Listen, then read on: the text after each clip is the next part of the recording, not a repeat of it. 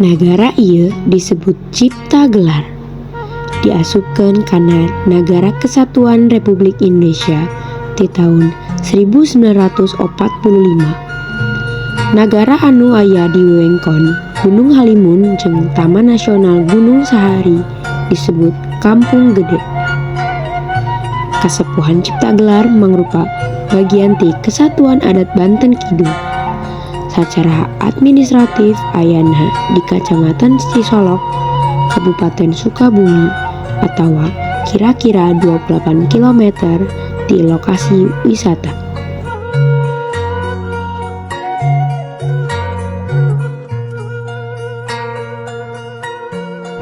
Pelabuhan Karangnutup Nagara ieu dina kaluhuran 1100 nepi ka 1200 meter di luhur permukaan laut, sehingga suhu di wewengkon ieu berkisar antara 20 nepi ka 26 Celcius.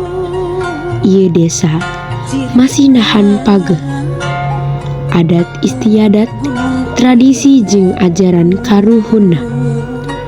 Ciri lokasina nyaeta imah-imah kitu deui tradisi-tradisi anu masih dilaksanakeun keluarga, ngagambarkeun kaharmonisan hirup jeung alam. Wewengkon ngawengku Kabupaten Lebak, Kabupaten Bogor, jeung Kabupaten Sukabumi. Diadekeun 1368 tahun katukang.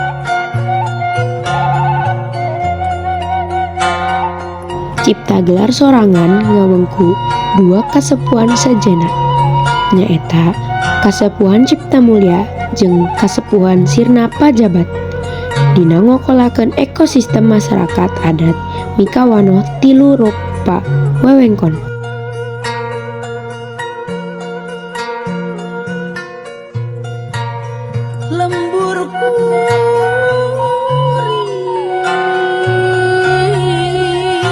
Wewengkon anu kahiji disebut wewengkon leuweung titipan jeung wewengkon kadua disebut leuweung tutupan. Kadua leuweung anu teu bisa diganggu atawa dibuka ka asup pangeusina. Saterusna leuweung mukaan atawa lahan garapan. Lahan ieu bisa dipake pikeun ngokolakeun pepelangan kembangan. Kasepuhan Cipta Gelar geus ngalaman sabaraha kali ngalipuseur desa teh disebut Kampung Gede, lantaran masih keneh ngalaksanakeun tradisi pindah tempat dumasar kana pesenan karuhun atawa wangsit anu ditarima ku karuhun atawa kerungu. Wangsit bakal dimenangkeun ku bibit-bibit desa Cipta Gelar sanggeus ngaliwatan proses ritual jeung hasilna kudu dilaksanakeun. Eta sabab imah warga di Cipta Gelar wangunan non permanen dijieunna tina kai, dilapis ku tembok awi sarta hatepna ku daun laren garing.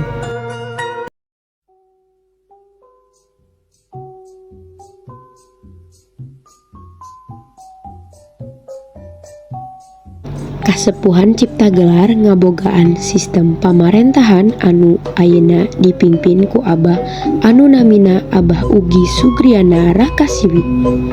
Sanajan umurna kawilang anom, gelar Abah teh mangrupa gelar anu disayogikeun pikeun pamimpin masyarakat kampung adat ngagentos bapana Abah Encup Sucipta atawa lebih katelah Abah Anom anu maot tahun 2007.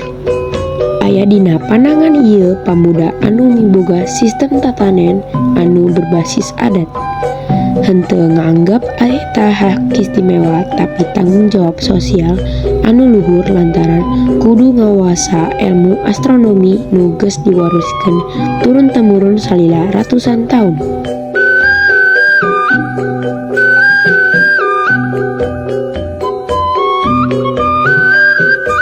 Ada namanya bintang kidang sama kerti itu yang menjadi acuan kita di sini.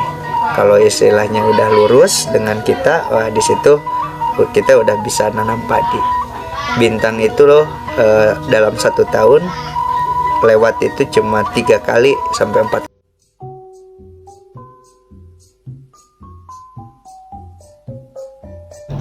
Abah ugi nyumponan prinsip pancer pangawinan. Hartina dua kekuatan lawan kudu sauyunan. Tradisi jeung teknologi dipercaya ku Abah ugi dihijikeun pikeun nyiptakeun karukunan jeung kahadean.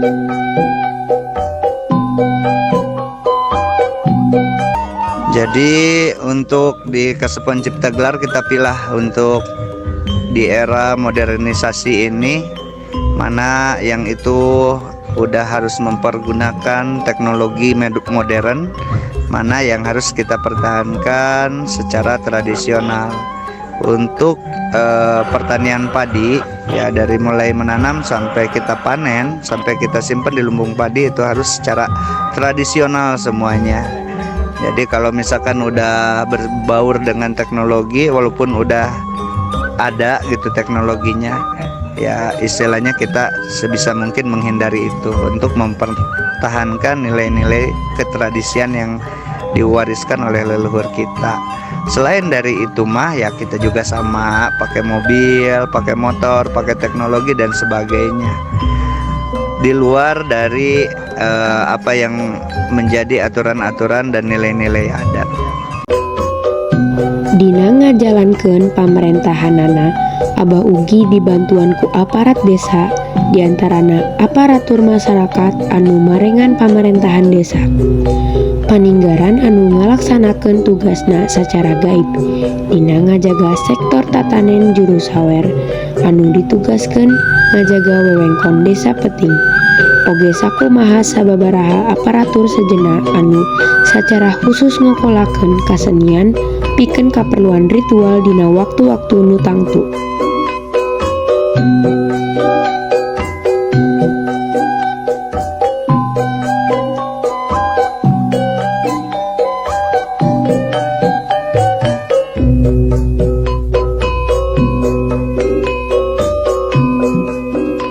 Kasepuhan Cipta Gelar anu nyicingan kira-kira 30.000 urang anu cicing di 580 desa anu sumebar di sakuliah wewengkon Gunung Halimun.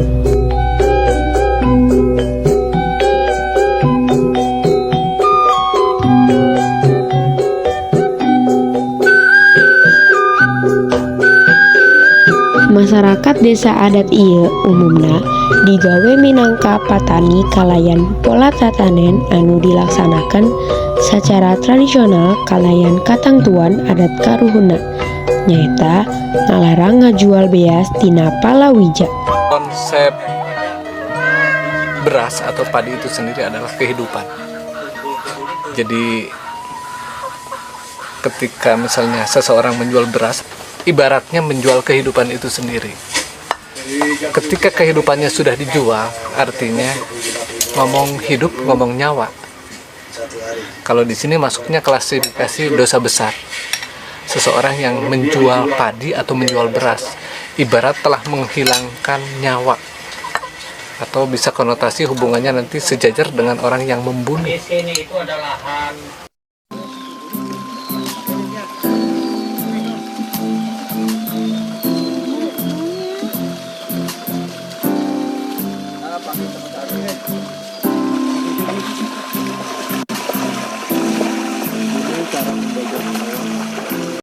Dina ngolah lahan, warga Kasepuhan Cipta Gelar ngagunakeun cara jeung sistem tatanen tradisional melak pares sataun sakali sakaligus kalawan ningali tanda-tanda astronomis. Henteu make pupuk kimia, mesin traktor giling, serta dilarang ngajual beas atawa beas di luar wewengkon. Kasepuhan Cipta Gelar mampu mandiri dina pangan sababaraha dasawarsa kaharep.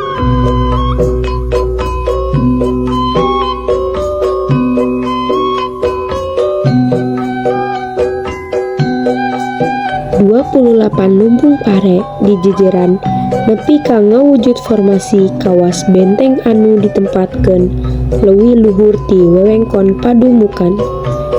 Barisan ieu lubung oge jadi panghalang antara wewengkon sawah jeung desa.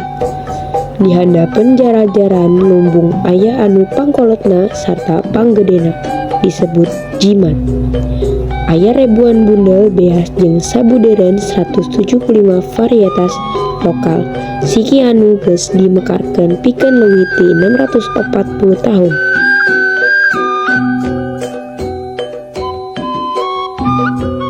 Teu kaleleuwihi upama barisan lumbung letik ibarat barisan prajurit anu jadi tameng pikeun pangmimpinna. Eta amanat anu rek ditepikeun ngaliwatan parenah wangunan di Kasepuhan Cipta Gelar. Pertahanan dan ketahanan pangan. Lumbung Pare di Cipta Gelar ngajaga ketahanan pangan 30.000 warga Kasepuhan. Sakabeh Cipta Gelar boga 8.000 lumbung pare. Cadangan beas di Cipta Gelar mampu nafkahkeun rahayatna salila 80 tahun kaharep.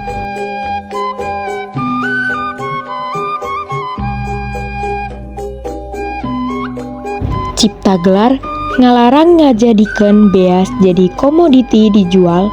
Cipta Gelar oge boga larangan adat dina ngajual gandum hasil panen tatanen ngan diizinkeun sataun sakali jeung ngalarang pamakaian traktor jeung pupuk kimia.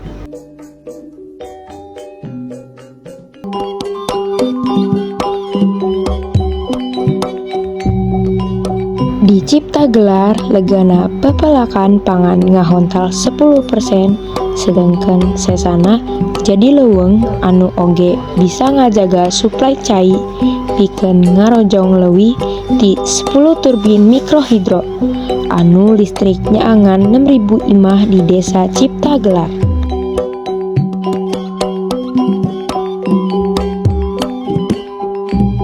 Di ieu desa digawe minangka patani khususna nu cicing di wewengkon Taman Nasional Gunung Halimun. Sajumlah letik pagawean jadi padagang, peternak, guru, jeung pagawe.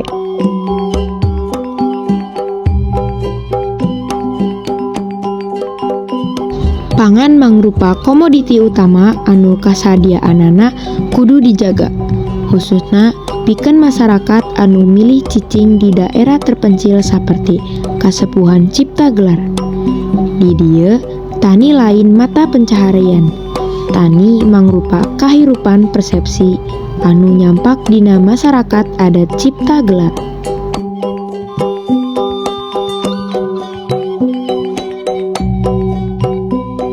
Sebagai sumber keuangan, warga Cipta Gelar melak rupa-rupa pepelakan anu bisa dibeli jeung dijual, saperti sayuran, buah, atawa pepelakan sekunder anu bisa dipelakan 6 bulan di luar usum melak pare. Warga oge aktif melak kopi anu ayeuna keur dibudidayakeun dikembangkeun ku pamimpinna Abah Ugi. Kularangan ngajual beas teu aneh lamun stok beas di lumbung warga teu kungsi suda. Hiji lumbung bisa nampung 500 gantang.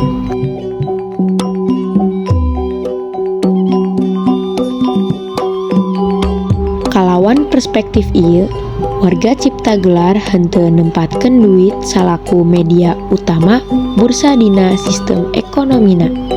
Sabab dina sistem ieu nu boga duit loba lain hartina bisa meuli beas, hirup teu bisa meuli.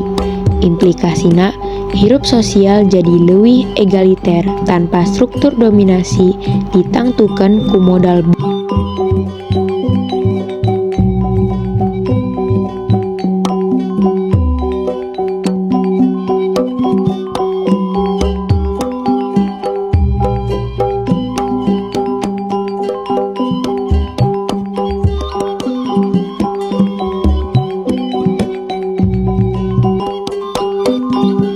Imah di Kasepuhan Cipta Gelar aya 2 rupa, nyaeta imah abah atawa pamimpin adat jeung imah warga.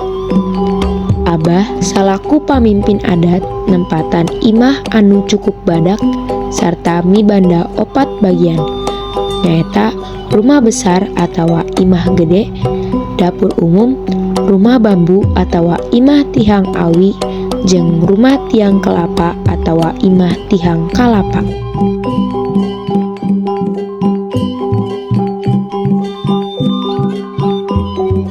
Imah ageng atawa di dapur umum tiasa dilebetan ku masyarakat kasepuhan cipta gelar atanapi tamu ti luar daerah. Di jero imah ageng aya kamar tamu. Dapur umum mangrupa dapur komunal pikeun warga kasepuhan cipta gelar anu mangrupa tempat masak kadaharan pikeun sakumna warga unggal poe. Tempat Abah hirup unggal poe jeung kulawarga pribadina nyaeta imah tihang awi. Sedangkan imah tihang kalapa mangrupa bagian ti imah Abah anu semi pribadi.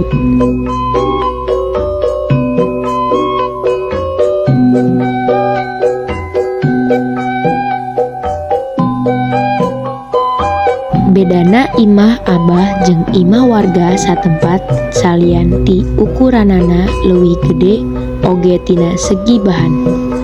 Imah tihang awi jeung imah tihang kalapa make tangkal awi jeung tangkal kalapa anu strukturna manjang kaluhur. Ieu nuduhkeun yen Abah salaku pamimpin tradisional miboga hubungan anu raket jejer kaluhur ka karuhuna oge jadi perantara antara warga jeung karuhuna.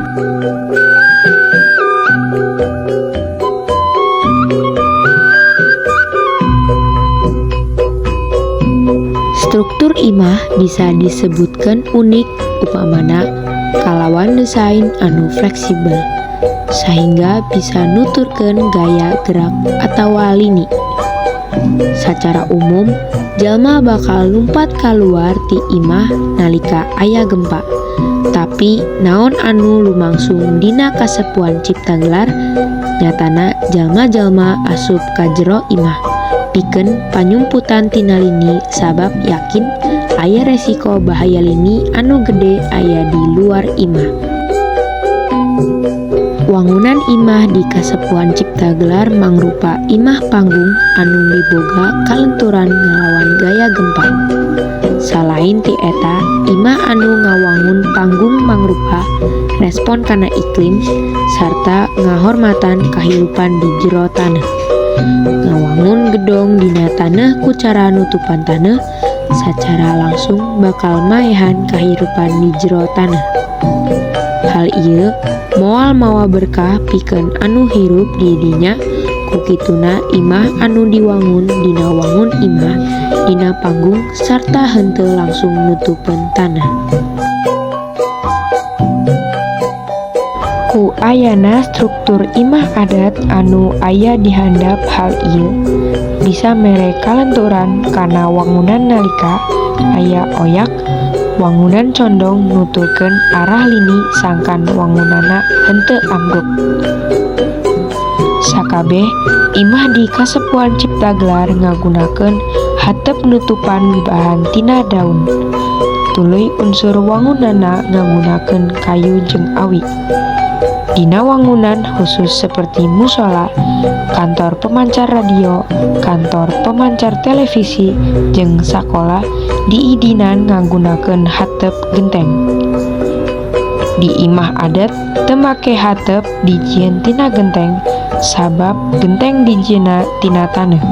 Ngan jalma maot hirup di jero taneuh filosofi maranehanana.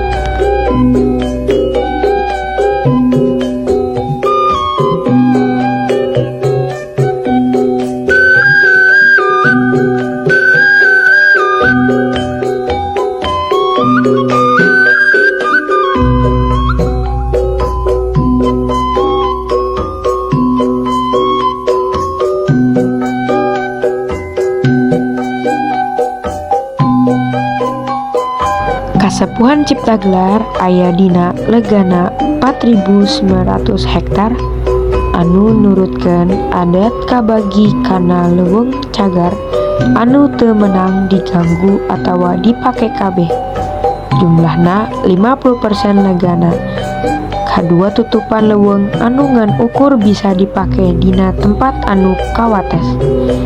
Cara seperti hasil leuweung non kayu jeung ukuranana 30% jeung sesana mangrupa leuweung terbuka anu ngawengku sawah jeung pemukiman. Sawah dicipta gelar sorangan kacatet legana 559 hektar atawa kira-kira 10% tina total legana.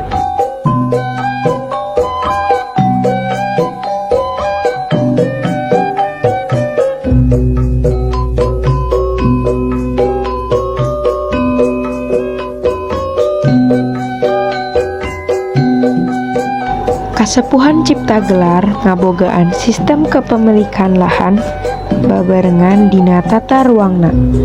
Unggal kulawarga rata-rata boga lahan garapan sorangan, tapi ieu lahan teu bisa dibeli jeung dijual sabab statusna lain milik pribadi. Teu aya sertifikat sarta maranehanana ngan ngagunakeun pikeun tujuan tatanen. Upamana sistem sawah atawa sawah anu disebut humah. Tapi lahan teh bisa silih gentos ka sasama warga kasepuhan kalayan gantian duit sebagai santunan miara lahan jeung tatangkalan di dinya.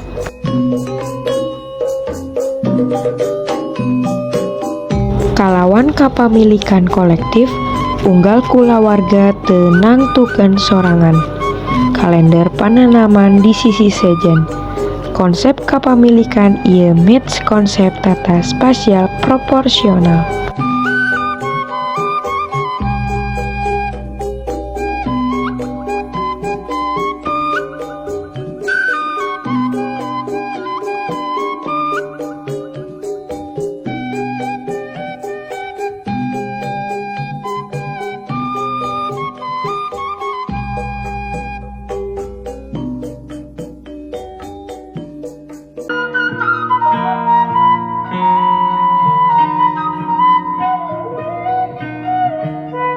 Di lingkungan Kasepuhan Cipta Gelar aya dua fasilitas atikan, nyaeta SD jeung SMP. Duanana ngalaksanakeun sistem pendidikan anu beda, nyaeta ngalarapkeun pangaweuruh ngeunaan kearifan lokal di kampung adat Cipta Gelar. Hartina unggal murid SD atawa SMP di lingkungan Kasepuhan Cipta Gelar kedah terang atanapi terang kana kabudayaan karuhun.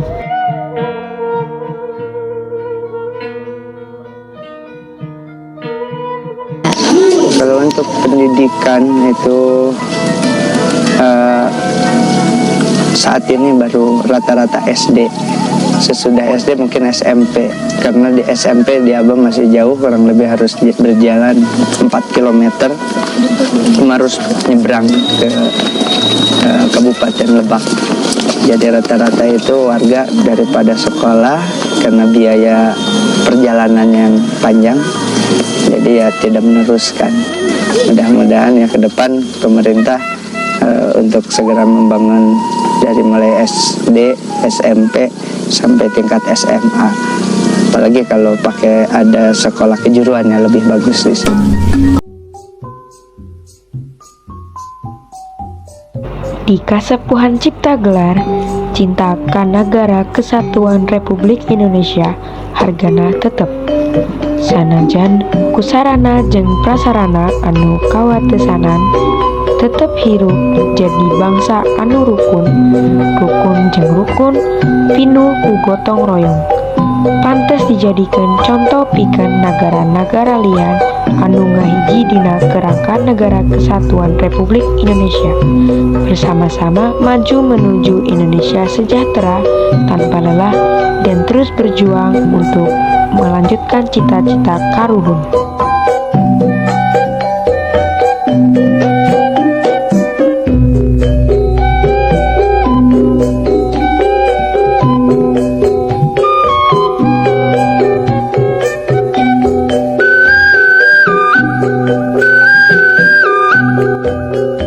Kasepuhan Adat Cipta Gelar Mandiri Tanaga.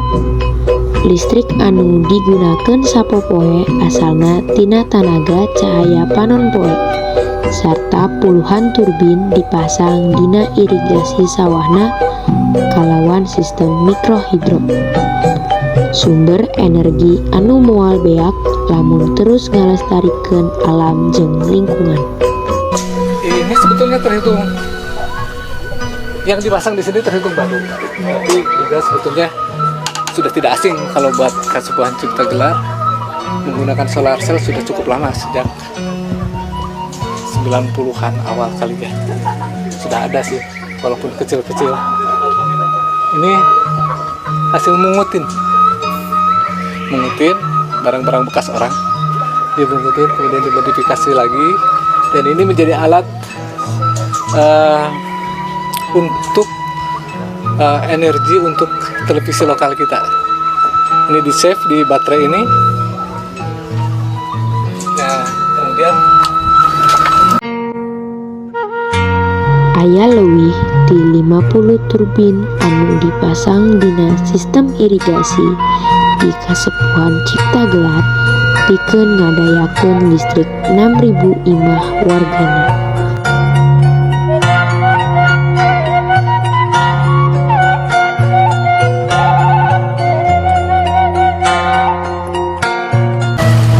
Tahun 2011 kita bangun di sini. Kebetulan ya Abah juga pingin belajar teknologi turbin itu. Ya ini salah satu turbin yang besar yang Abah bikin. Ini turbinnya Abah bikin sendiri di Kampung Cipta Gelar. Jadi ya kita membuatnya, kebetulan ada energi yang ada ya kita pakai di sini, energi yang ada di sini.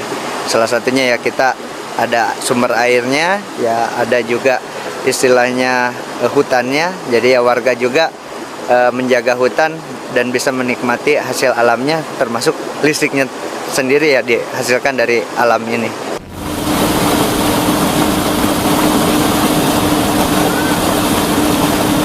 Mesin bor, mesin bubut ya, semuanya ini pakai listriknya pakai mikro. Listrik mikrohidro anu dihasilkeun teh mampu ngajalankeun pakakas imah industri anu ngarojong kagiatan ekonomi masyarakat Kasepuhan Cipta Gelar. Powerhouse-nya ini yang menghasilkan listriknya. Kondisinya masih bagus? Masih bagus lah, lumayan, masih bisa digunakan.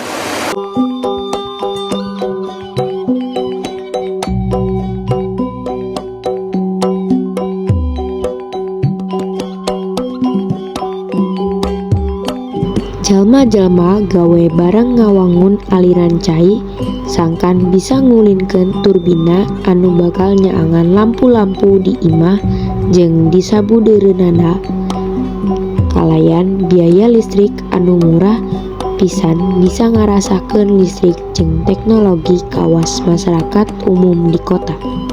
Salawasna bajuang pikeun ngaluar tina katerbelakangan sosial di zaman ieu modern.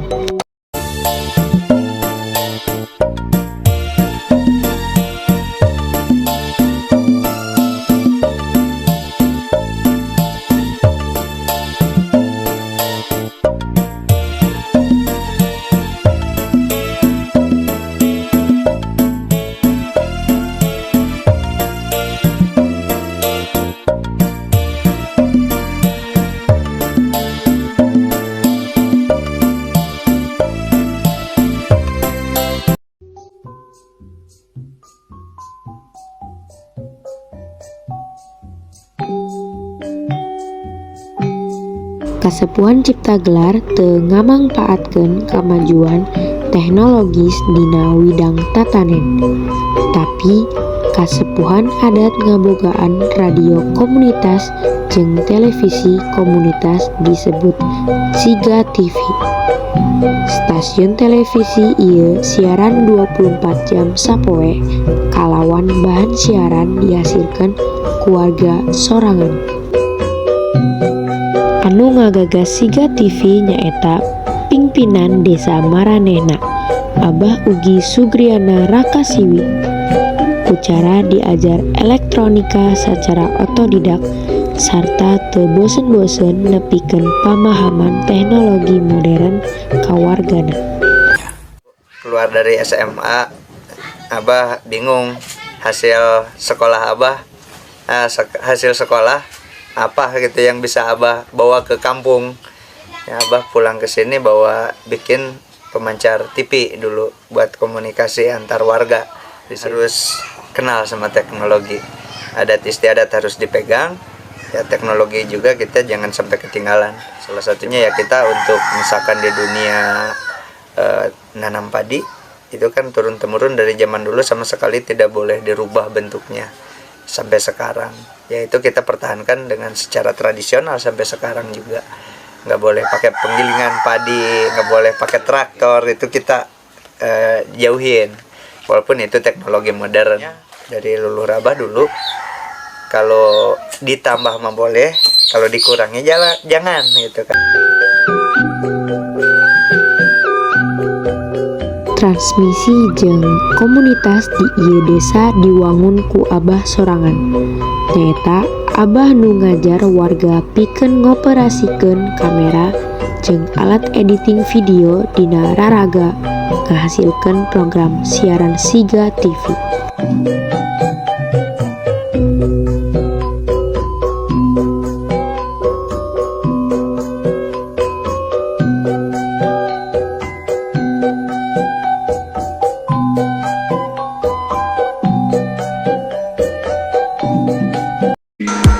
Aturan lu jeung jeung kasadayana ngajanikeun hiji informasi anu panganten dina danget kiwari, urang masih naraman kagiatan Cipta Gelar FM bakal memandangkeun anu leuwih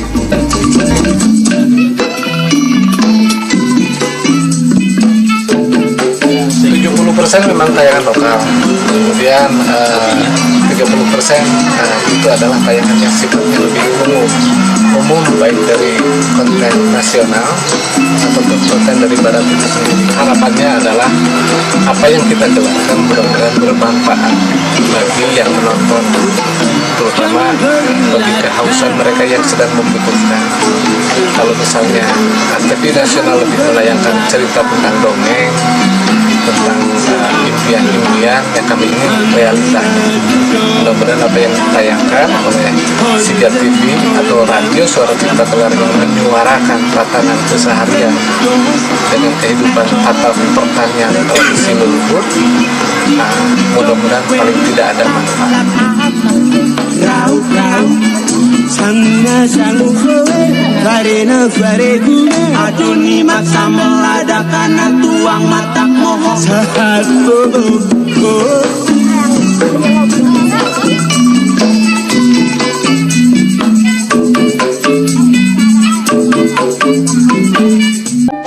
Hantengan ukur Abah ugi tiasa dioperasi sareng warga oge tiasa ngarakit drone nyalira. Salian tinggal hasilkan acara televisi, drone oge dianggo pikeun ngawas sareng ngontrol daerah kasepuhan tina tangan-tangan bangor anu sering nambang emas sacara haram atanapi anu ngalaksanakeun maling sihir.